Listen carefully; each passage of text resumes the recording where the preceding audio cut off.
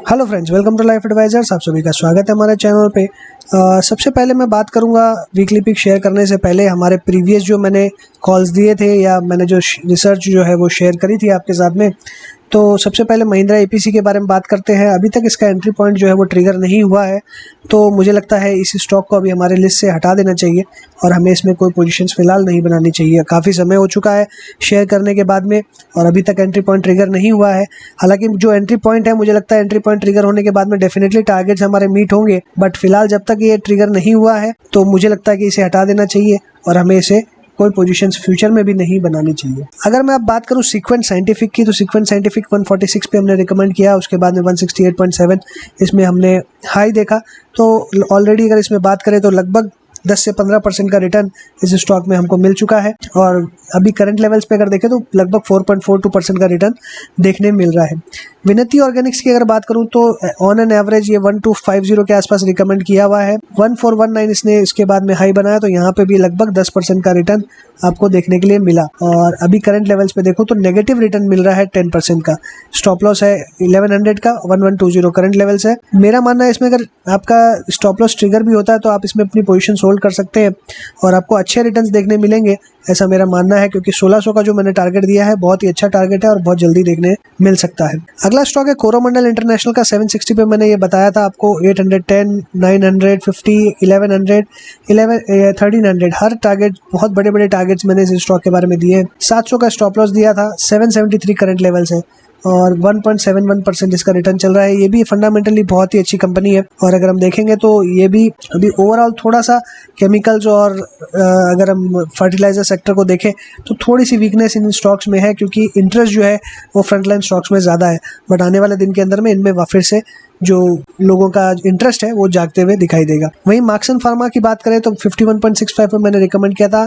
59.6 इसने हाई बनाया है। करंट क्लोजिंग इसकी 57.6 की है। इसमें 11% का रिटर्न आपको डेफिनेटली मिल रहा है और मैंने 90 तक के लेवल्स इसमें दिए, 55, 60। तो पहले दो टारगेट्स इसमें आते हुए दिखाई दे रहे हैं। 70 और 80 और 90 ये तीन टारगेट और बाकी हैं।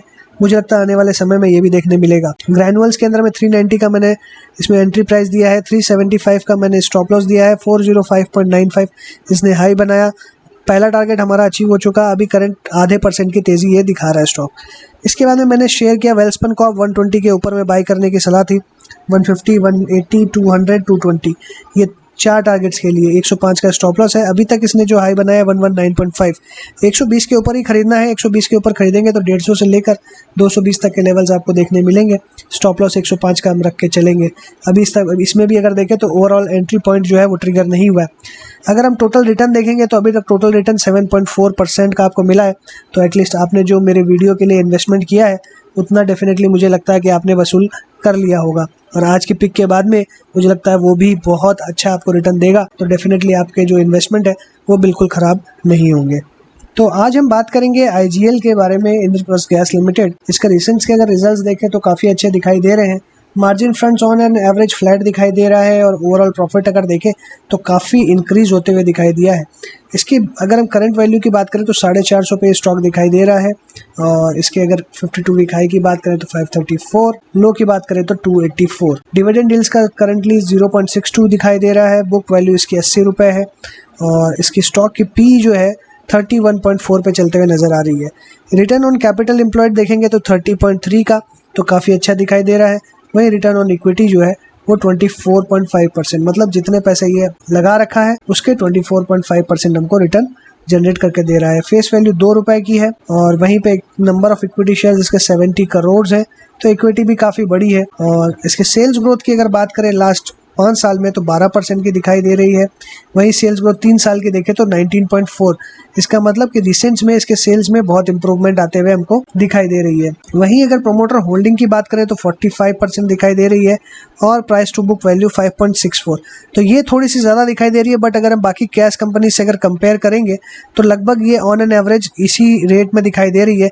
इसका मतलब है कि जितनी भी गैस कंपनीज है उनकी प्राइस टू बुक वैल्यू लगभग 6 के आसपास ही रहती है। इसका मतलब फेयरली वैल्यूड है, बहुत ज़्यादा ओवर वैल्यूड नहीं दिखाई दे रहा है। अगर इसके हम प्रोमोटर होल्डिंग की बात करें तो 45% प्रोमोटर्स होल्ड करते हैं और आईजीएल एक अगर हम देखेंगे तो गवर्नमेंट कंपनी ही है, तो जो बाकी का प्रोमोटर्स है वो सारे गवर्नमेंट एजेंसीज ही है। तो इसके अंदर में हमें बहुत ज़्यादा रिस्क दिखाई नहीं दे रहा है और इससे कम मुझे लगता नहीं है कि प्रोमोटर्स की होल्डिंग जाते हुए दिखाई देगी। वहीं पे ऑपरेटिंग प्रॉफिट मार्जिन देखें तो 24% का है, काफ़ी अच्छा शानदार दिखाई दे रहा है, और नेट प्रॉफिट मार्जिन 18.3%, ये भी अच्छा दिखाई दे रहा है। तो ओवरऑल अगर हम इसके प्रॉफिट्स और सेल्स की अगर ग्रोथ देखें तो काफ़ी अच्छी दिखाई दे रही है और मुझे लगता है कि ये आगे कंटिन्यू रहने वाली है, और वो सेम चीज़ हमें स्टॉक के प्राइजेस में भी दिखाई दे रही है, तो वो हम टेक्निकल फंडामेंटल एनालिसिस के बाद में डिस्कस करेंगे। क्वार्टरली रिजल्ट्स की तरफ अगर हम जाएं तो सितंबर क्वार्टर की अगर बात करें तो 1305 करोड़ की सेल्स दिखाई दे रही है। इसे इमीडिएटली जून क्वार्टर से अगर कंपेयर करेंगे तो डबल दिखाई दे रही है, बट ऐसा नहीं है। डबल यहाँ पे हम इसको मान सकते हैं, लेकिन जून क्वार्टर के अंदर में आपको पता है कि लॉकडाउन था, अप्रैल और मई पूरा कंप्लीट लॉकडाउन था, उसके कारण यहाँ पे सेल्स कम दिखाई दे रही है, और सितंबर में उसके 2 गुना सेल्स जनरेट होते हुए हमको दिखाई दे रहे। बट अगर हम इसे सेम क्वार्टर से कंपेयर करें, अगर हम सितंबर 19 से कंपेयर करें तो सेल्स आप देखेंगे डेफिनेटली कम होते हुए नजर आ रही है। पर अगर हम प्रॉफिट्स की तरफ डालेंगे, ऑपरेटिंग प्रॉफिट्स की तरफ, तो बहुत ही ज़बरदस्त हमें इंप्रूवमेंट्स देखने मिल रही है। साथ ही में अगर ऑपरेटिंग मार्जिन्स की तरफ अगर हम ध्यान देंगे तो 13% जून में था, तो डेफिनेटली कहीं ना कहीं फिक्स कॉस्ट इनके जो थे उसके कारण मार्जिन्स कम होते हुए नजर आ रहे थे। बट अगर हम प्रीवियस क्वार्टर्स के अगर कंपैरिजन में करेंगे तो आप देख सकते हैं कितने ज़बरदस्त प्रॉफिट मार्जिन्स इंप्रूव होते हुए नजर आए हैं। साथ ही सेम क्वार्टर को अगर कंपेयर करें सितंबर 19 और 20 को, तो यहाँ पे जो ऑपरेटिंग प्रॉफिट निकल के आ रहा है ये बहुत ही अच्छा दिखाई दे रहा है। तो डेफिनेटली ग्रोथ अच्छी यहाँ पे दिखाई दे रही है। प्रॉफिट के लिहाजे से अगर कंपेयर करें ऑपरेटिंग प्रॉफिट के हिसाब से तो काफ़ी अच्छा यहाँ पे रुझान जो है वो देखने के लिए मिल रहा है।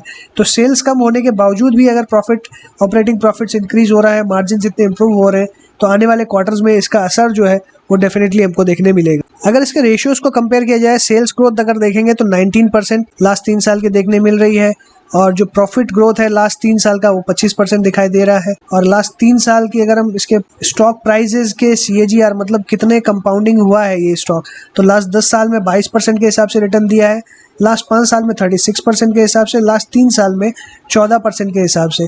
तो अभी अगर हम देखें रिसेंटली हमको बहुत ज़्यादा ग्रोथ स्टॉक के प्राइजेस में देखने नहीं मिली है, ऑन एन एवरेज 14% का रिटर्न ही लास्ट 3 साल में मिला है। और अभी हम जो इंप्रूवमेंट देख रहे हैं मार्जिन्स में, अगर वो अच्छा होता है तो बहुत ही शानदार तेज़ी स्टॉक में आती हुई दिखेगी और हमें रिटर्न्स काफ़ी इंप्रूव होते हुए दिखाई देंगे। वहीं हम रिटर्न ऑन इक्विटी की बात करें तो वो फ्लैट दिखाई दे रहे हैं, लगभग 22% के आसपास ही आता हुआ दिखाई दे रहा है, और करंट लास्ट ईयर में देखें तो 24%, तो ये भी इंप्रूव होते हुए दिखाई दे रहा है। तो बात करते हैं IGL के चार्ट्स के बारे में। डेली चार्ट्स में देखें तो स्टॉक बिल्कुल अप ट्रेंड में चलते हुए नज़र आ रहा है। सारे मूविंग एवरेजेस आप देख सकते हैं कि उसके ऊपर में ही चलते हुए नजर आ रहा है। इसकी जो ब्लू कलर की लाइन आप देख रहे हैं ये एक बहुत ही इंपॉर्टेंट सपोर्ट लाइन थी, जिसको ब्रेक करने के बाद में ये तुरंत एकदम वी शेप रिकवरी हमने स्टॉक में देखी है। बहुत ही अच्छा पैटर्न चलते हुए नजर आ रहा है और स्टॉक बिल्कुल अप ट्रेंड में है, कहीं पे वीकनेस नज़र नहीं आ रही है, वॉल्यूम्स भी अच्छी दिखाई दे रही है। यहाँ पे अगर हम देखें तो यहाँ पे कप बनते हुए नज़र आ रहा है और एक फ्रेश ब्रेकआउट मुझे लगता है 452 के बाद में आपको देखने मिलेगा। 452 के ऊपर में एक फ्रेश ब्रेकआउट होगा और जो बहुत ज़बरदस्त तेज़ी दिखा सकता है, और 460 के बाद में 460 के लेवल के बाद में आप ये मान के चल सकते हैं स्टॉक में बड़ी तेज़ी आएगी। जो 480 पहला टारगेट, दूसरा टारगेट 500 का, और अगर इसके ऊपर निकलता है तो फ्रेश हाई भी ये स्टॉक बना सकता है और काफ़ी अच्छी तेज़ी हमको स्टॉक में देखने मिलेगी। और अगर हम देखें तो यहाँ पे आप अगर यहाँ से आप ड्रॉ करते हैं तो एक फॉलिंग चैनल भी आप देख सकते हैं, या एक फॉलिंग ट्रेंड लाइन या डाउन ट्रेंड, एक डाउन ट्रेंड का रिवर्सल यहाँ पे मिला है। 380 या 400 के बाद में कंफर्मेशन हमको मिला और कंटिन्यूसली स्टॉक ने अच्छी तेज़ी दिखाई। तो ओवरऑल अगर मैं ट्रेंड देखूं तो बिल्कुल पॉजिटिव है, कहीं पे मुझे वीकनेस नज़र नहीं आ रही है। छोटा मोटा अगर रेजिस्टेंस की बात करें तो 460 के आसपास देखने मिल रहा है। 460 के बाद में ये अच्छी खासी तेज़ी दिखाएगा और 480 से लेकर 500 तक के टारगेट्स ये स्टॉक डेफिनेटली दिखा सकता है। अभी मोमेंटम काफ़ी दिखाई दे रहा है स्टॉक गैस के स्टॉक्स में, तो डेफिनेटली मुझे लगता है 480 से 500 के लेवल्स फिर से दिखा सकता है। अगर हम इसके वीकली चार्ट्स की तरफ जाएँ, वीकली चार्ट्स में आप देख सकते हैं कि इसमें भी अच्छा मोमेंटम बना हुआ है और एकदम एग्जैक्टली ये ब्रेकआउट के आसपास आ चुका है। यहाँ से जैसे ही मूव करेगा अपसाइड में एक फ्रेश ब्रेकआउट होगा, जो मैंने जैसे आपको बताया 480, 500 और ऊपर के लेवल्स दिखा सकता है। तो यहाँ से आपको 10% तक की तेज़ी डेफिनेटली देखने के लिए मिल सकती है।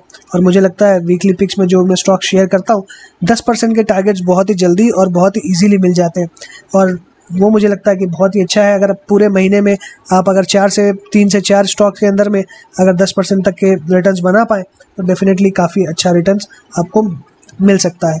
तो मेरा मानना है कि यहाँ से फर्दर तेज़ी आपको डेफिनेटली देखने मिलेगी जिस तरीके का मोमेंटम है, और एक फ्रेश ब्रेकआउट यहाँ से देखने मिलेगा।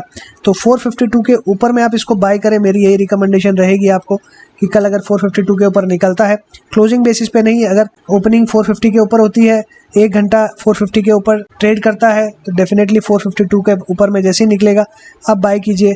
पहला टारगेट हमारा 460 का रहेगा, दूसरा टारगेट हमारा 480 का रहेगा, और थर्ड टारगेट हमारा 500 का रहेगा। तो ये 3 टारगेट के साथ में हम काम कर सकते हैं।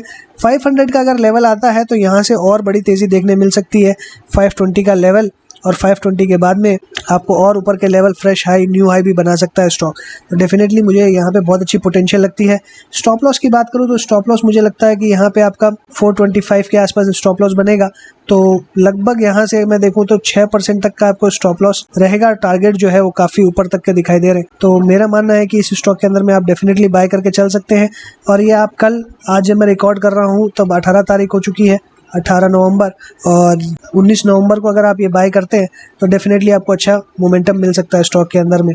और जैसा मैंने आपको बताया है 452 के ऊपर बाय, 425 स्टॉप लॉस, 460, 480, 500 तक के लेवल्स, और बहुत जल्दी डेफिनेटली आ सकते हैं इस स्टॉक के अंदर में। क्योंकि अदानी गैस की बात करें तो अभी 2 दिन में 45% का रिटर्न उस स्टॉक ने दिया है। MGL की बात करें तो MGL ने भी 10 से 12% का रिटर्न जो है वो नीचे के लेवल से दिया है। और अभी ये स्टॉक जो है इसने भी 10% का रिटर्न डेफिनेटली नीचे से दिया है, बट अभी इसके अंदर में और मोमेंटम मुझे लगता है कि बाकी है। और डेफिनेटली इस स्टॉक को हम बाय करके चलेंगे, अच्छे लेवल्स इसमें देखने मिलेंगे।